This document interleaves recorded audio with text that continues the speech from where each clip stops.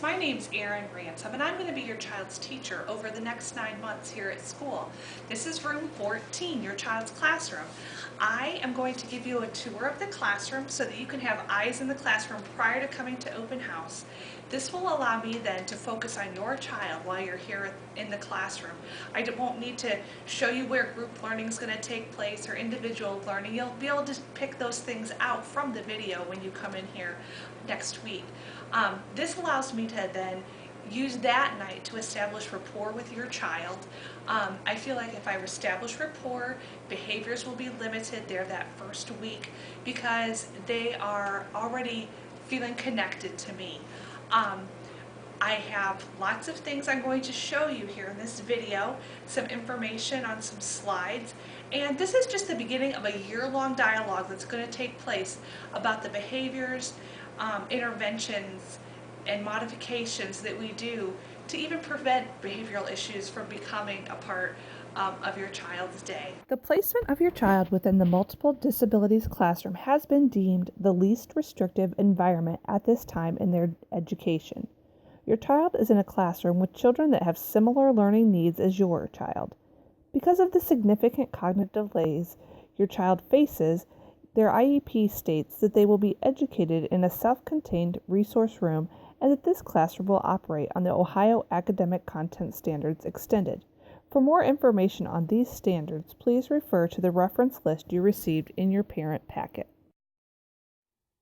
A key guiding tool in our classroom is the use of individual schedules to guide our students throughout the school day and around the classroom. There are 3 different types of schedules used within our classroom.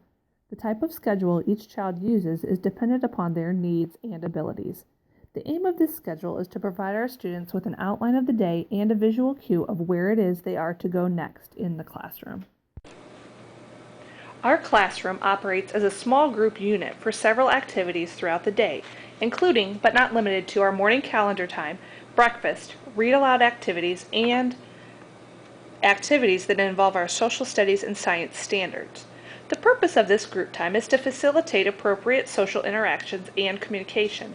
Our times around the table together gives us the opportunity to directly teach our students to ask for what they want and use courtesy words such as please and thank you.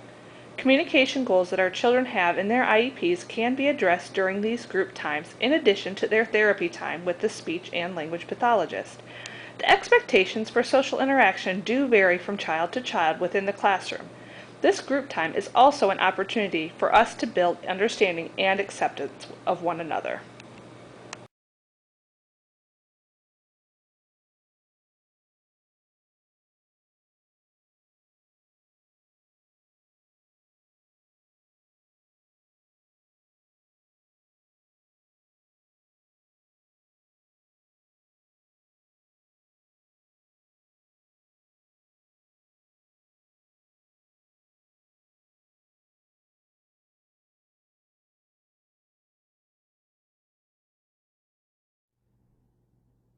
Within our classroom, some students are nonverbal. For these students, we seek to create opportunities for choice making. We use 2 modes of communication for our nonverbal students: Picture Exchange and Proloquo, an iPad application created by AssistiveWare.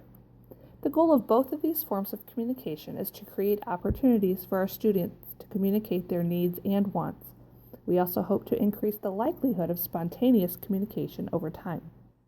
As I stated, in our multiple disabilities classroom, we operate by the Ohio Academic Content Standards Extended, but much of the child's curriculum is also modified and tailored to meet their individual learning goals and objectives from their IEP. To meet these needs, as well as many of the content standards, your child will be engaged in direct instruction in an individual setting with myself as the teacher or one of our highly qualified teaching assistants. These assistants collaborate with me in the classroom to create opportunities for your child to master new skills at their own pace.